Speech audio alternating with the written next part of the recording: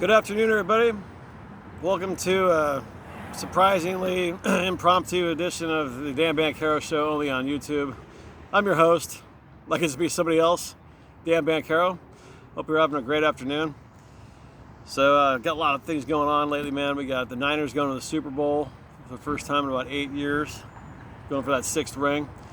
We got Kobe Bryant and his family and friends dying in a tragic helicopter crash. You know, all these types of events inspire us, and they also have us be set up for heartbreak. And I'm gonna be 41 this year, same age as Kobe. And many of you know from previous episodes I've shared that my father passed away at the age of 40 from his alcoholism. And a guy like me who thinks he's 25 or even 18 can't even imagine passing away at such a young age. But you get opportunities like the 49ers got here to go to the Super Bowl. You got, let's say, a rookie like Nick Bosa going straight to the Super Bowl, might even win Defensive Player of the Year, and it might be his only chance to go. Who knows? As a rookie, he might never go back to that again. So these types of things make me really want to embrace life and think about how I'm going to live the rest of my life. Yeah, because I'm about halfway there. Let's say I make it to 80, 85, I'm lucky. If I continue to stay abstinent of putting substances in my body and no freak accidents, and continue to take my supplements and take care of myself for the most part. Most importantly, keep this thing right. But, so we live once, right? And, Kobe Bryant entertained many people for many years, and he brought a lot of joy to people, not just on the basketball court, but I understand he did a lot of work in the community, creating things for people in need and provided for others, and he's known worldwide, Italy, Japan, so on and so forth. He's a big figure, and he contributed to the world in his lifetime. And like I said, he brought a lot of joy and opportunity for others. And so like looking at the 49ers here, they got this great opportunity to win the Super Bowl, bring a lot of joy to the Bay Area and to the fans of the 49ers and to their family and friends, of course. So a guy like me who does nothing but go around and sell things and serve people in the food industry, what else can I contribute? So many people understand what the whole Dan Banchero Show was all about on YouTube. I know there's many people who suffer with addiction problems of many different substances, and not all of them want to do exactly the route that I went through, whether it was rehab or 12-step based programs. And there's other ways of looking at life. So at least I try to take the concepts and the ideas presented to me through other literature, or using my experiences in life and how my thinking was distorted, in order to have people take a look at that, and maybe their lives can improve just that way. I don't really know. Now, some people have their own perception, which isn't always positive. They might think I'm just out here talking about how great my life is, how wonderful and fantastic things are, and it's not. If you start from the beginning of the show, over a year ago, you see that I'm pointing out the bad decision making, the suffering that I had to go through, and now I really don't give a shit what anybody has to say about me. The point is, the people who see me on a daily basis can judge my character as it is, and that's really the only ones that are valid. You can follow me on social media, and you can see me at restaurants and see me at ball games and concerts and smiling, and anybody can put on a front on social media, but the people close to me on a daily basis are the best judges of my character, and there's no doubt that they see some type of difference in me, and they'll validate all that. So the purpose is that if you're suffering over any type of thing in your life, I'm here to present some types of ideas that might be a solution for you. It might not be. The show's not for everybody. Not everybody's going to enjoy the show. They don't want to hear me read quotes out of books and all this other stuff. Other people really like books. Other people like to feel well. So if you are suffering and you get anything out of the show, that's great. My mission's accomplished. If not, you just like it for the entertainment value because you can't believe some of the stupid ass shit I've done over the years, that's okay too. If you're critical of me and you got a problem with it, what I do when I'm on the couch flipping through the stations, if I don't like something, I go to another station. you got that choice too. So what kind of life do I want to live? So to sum up some things, I had these motives and I had these goals and intentions and these things over the years I thought was going to bring me happiness, making a certain dollar amount per year, having a college degree, being a homeowner, having these titles I thought were going to make things even better for me and give me some happiness and validate myself. It really drove me to insanity because I didn't know how to live life. And that's what that all comes down to. My thinking was really screwed up and my imagination became my reality. And even though it's okay for us to believe certain things, I had to start separating facts from beliefs, okay? There's certain people in my life who are really, really having a hard time right now.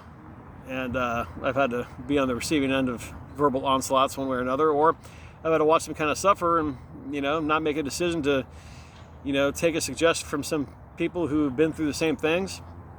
But everybody's got to go with what they got to go through. I know people who had to go through some bad divorces.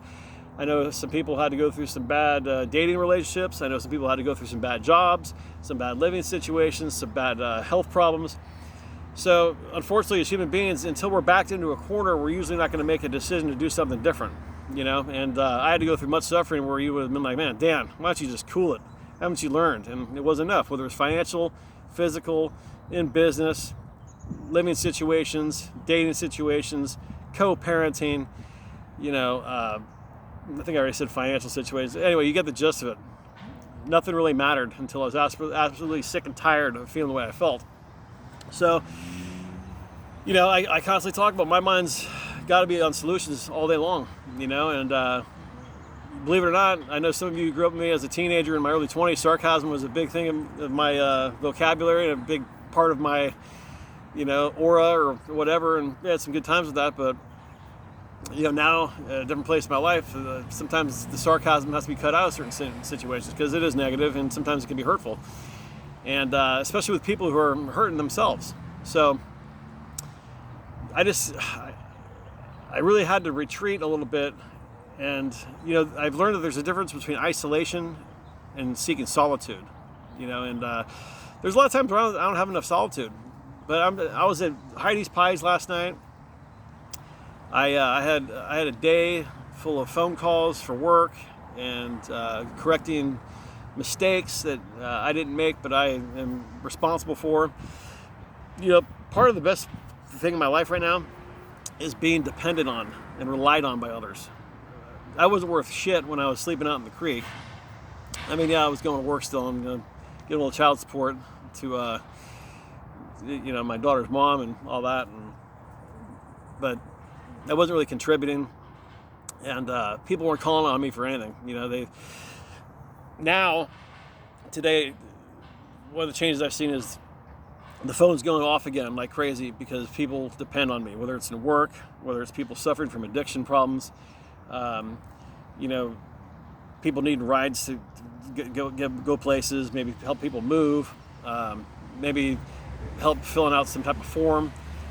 I've been through the ringer, and I've been through a lot of different situations, and it's been a learning lesson. And now that suffering that I went through put me in situations to learn different things to kind of guide others who are going through the same problems I went through. So, there's a sense of gratitude, and there's days where I don't feel like doing all this stuff, but hey, it's better than when I was broke, homeless, sleeping on the bus, sleeping in my car, sleeping by the creek, searching for jobs every 3 months. Life was pretty lousy. So the gist of it is, my focus this year, I'm going to be focusing on the Green and Gold workbook, which many of you know. And then I'm going to be focusing on Assumptions Harden Into Facts and the ideas of Neville Goddard. And I'm going to go back to some of these other writings like the I Ching, the I Ching, and the I Ching. And this is all wisdom from ancient China, from what I understand. And it's been really, really helpful. And this whole thing really consists of ideas that relate to relying on higher powers, better conduct, and really it just makes life a lot more understandable and easier for me to handle on a daily basis. And not everybody's attracted to that, and that's cool too. I'm just saying that I was really screwed up, and this is what works for me. Oh, and for those of you sports fans, yes, this is a 1994 Houston Oilers Warren Moon throwback jersey. All right, back to what we were talking about. So this guy, Brian Walker, he's been covering the I Ching and the I Ching. So I quoted a couple of things from the I Ching last year. The I Ching, I just started reading. I got this book actually like 4 or 5 months ago. And I didn't get a chance to get into it because I was reading so much other stuff. So there's been people who have been kind of lashing out at me. They're going through their things. They're not seeing that this whole concept of their imagination, their reality. So many of you heard me talk over the last couple of months or the past year about how I wasn't an effective employee. I wasn't very present, right? And it's because my mind wasn't on what was at hand. So I was an unreliable employee. I was an untrustworthy boyfriend. I was a wannabe porn star. I was, I just wasn't an available person overall. And my intentions, my motives of entertainment, and what women wanted, and what my family wanted, and what my roommates wanted, I was off. I was wrong.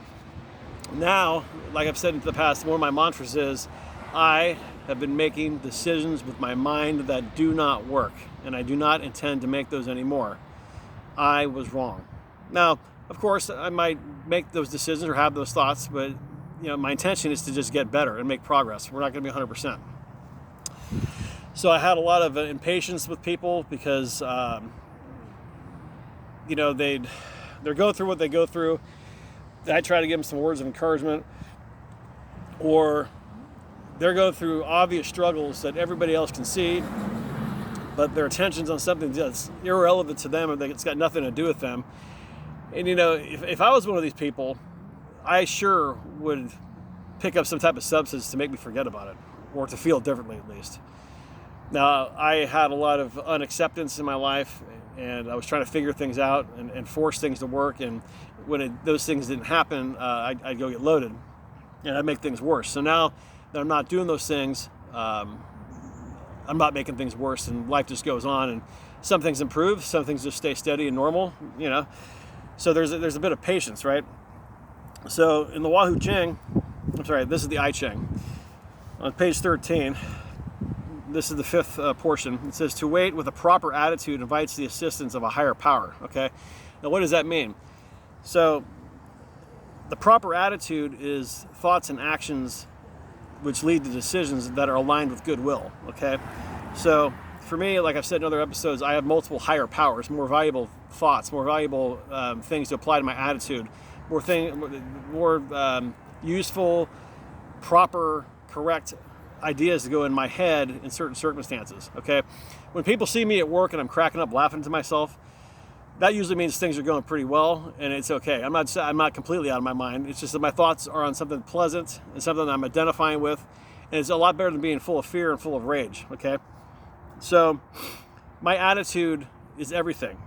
So if I'm connecting my imagination on something that's positive, funny, makes me feel good, that's not selfish, not at the expense of others, then that's what I'm doing to get through life, or in that moment at least. So it goes on. It says the creative will provide the solution to one who waits with a correct attitude. This is a time for patience and careful attention to inner truth. So a lot of people will say they meditate to listen for answers, right? I don't necessarily meditate, but I do ask for what I want, to assume the feeling of, honesty, to assume the feeling of courage, to assume the feeling of being responsible, to assume the feeling of being respectful to women, to assume the feeling of being dependent on, as opposed to being full of fear, anger, lust, worry, all these negative emotions, right? Attempts to force a change, impatience, rather than allowing it to mature naturally, will only cause misfortune. And that's one of the things that was going on with me for all those years trying to co-parent. When you indulge in fear and doubt, you flood the arena where the higher power is attempting to work. If one then remains balanced, modest, and independent, good fortune will come to hand.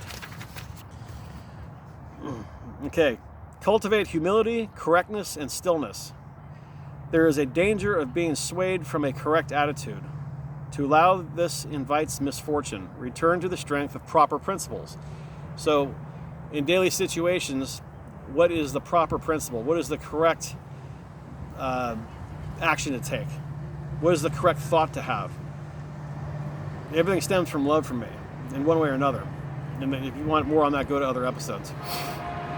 Okay. A solution appears that at first glance seems strange. Waiting with an open mind and a quiet heart allows you to accept truth in whatever form it arrives. So, sometimes I have to pause when agitated, they say, and then weigh out what the best decision is. Am I going to take the more valuable or more correct or more peaceful way? Or am I going to act out of hostility and entitlement or fear and do something else? The only remedy is to disengage from the problem and return to quiet contemplation of what is correct. Conflict provokes strong feelings of doubt, fear, anxiety, and impatience to resolve the situation. If you act under the influence of these inferior emotions, you will severely complicate the misfortune. But waiting calmly in the center of the higher power provides the correct solution. The only way to live free of conflict is to hold steadfastly to proper principles in all things. Through balance, patience, and devotion to inner truth, we rise above every challenge. The best time to resolve a conflict is at the beginning. And Emmett Fox goes into this in another book, The Sermon on the Mount, about attacking a problem immediately rather than stewing in it and creating more hostility and not taking any action and obsessing over it. And that's something I had to go through for a long time. Disengage your ego and you meet with good fortune. The excess of the ego can lead us into slaughter. The superior person maintains his humility and is calm and allows the sage to work things out. All true progress is made on a path of correctness. If you desire to achieve an end that is drawing you off of this path, turn back. In returning to conscientiousness, you will meet success. So, I'm one of these guys who would like to have a big funeral. A lot of people over the years, they want to have a big wedding. I want to have a big funeral, because if I have a big funeral, that means I had an impact on people's lives and people have appreciation for me, right? Now, it sounds a little bit egotistical, and that's okay. But if I'm only on this earth for one time, I want to be remembered for contributing to society in a positive way. Now, sure, over the years, I used to be one of the world heavyweight champions of house parties, keg stands, keg laps, maybe some silly dance moves, maybe a few wisecracks I was pretty good at, maybe some unusual circumstances would arise that would make some funny gesture regarding the observation. We had a good time. I had made a few good sandwiches over the years too. But that's not what I'm necessarily going to be remembered for. I'd like to think that most people that I've come across think I'm a pretty good guy. But over the years, there were some very selfish things that I did over the years, and I didn't know that I was harming others. But through suffering and letting those people down and having them set boundaries until I did correct my behavior and correct my thinking and start building some credibility, I've amended those things. And like I've said, there's not a better feeling in the world than not being homeless, jobless, and feeling worthless. And then going a couple years down the road to being a contributor, people relying on you, people depending on you, and calling you for advice or assistance. And there's a difference between being a codependent and being helpful. Many of the times I was known as a people pleaser. It doesn't make any difference to me. I know the difference now, and I'm a lot smarter than I look. So people will still try to deceive me because I don't flip out and yell and scream and all that kind of stuff. So people try to take advantage, and I know, it's cool.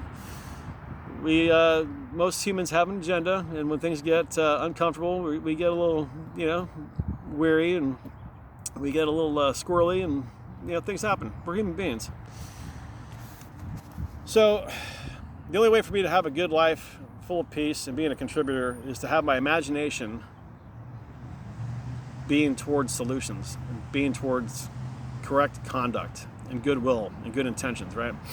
So in Assumptions, Harden Into Facts by Neville, he says on page 30, chapter 30, the drama of life is a psychological one in which all the conditions, circumstances, and events of your life are brought to pass by your assumptions. Again, we're going to assume what we want to feel. Since your life is determined by your assumptions, you are forced to recognize the fact that you are either a slave to your assumptions or their master.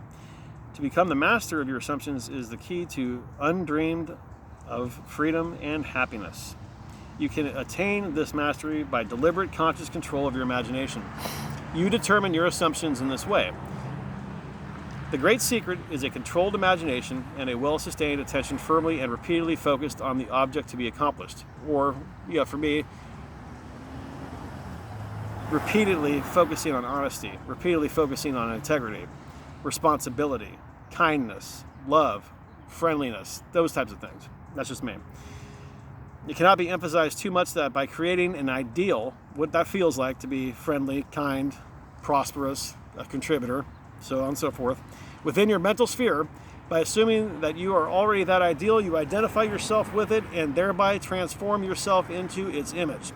Thinking from the ideal instead of thinking of the ideal.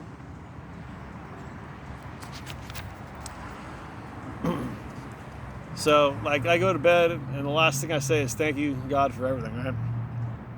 So, chapter 33, it says, night after night, you should assume the feeling of being, having, and witness to that which you seek to be, possess, and see manifested. Never go to sleep feeling discouraged or dissatisfied. Never sleep in the consciousness of failure. To assume the feeling of satisfaction is to call conditions into being which will mirror satisfaction. Signs follow, they do not precede. Whatever the mind of man can imagine, man can realize. So that's enough for today. I'm going to shorten this one up. It's been great talking to you. I cannot believe that I've got 1 year and 358 days consecutive without putting any substances in my body besides too much coffee. And come hell or high water, and by hook or by crook, Dan Banchero will have 2 years off of substances on February the 6th. Say a prayer for me. Anyway, remember, your imagination is your reality. I'm living proof. So I encourage you all to pay close attention to what your mind's on. If you need to turn on something funny to distract you, distract yourself from negative thinking. Start making gratitude lists and start writing down the things you appreciate in life. Because look at this. You got guys like Kobe Bryant dying at 41. If you told me that I was going to outlive Kobe Bryant 3 or 4 years ago, myself and hundreds of others would have said you're out of your mind. But you never know. Things happen. So I'm Dan Banchero. I'm just manifesting my destiny. I'm just building my legacy the best way I can. Thank you for tuning in, and I love you for it.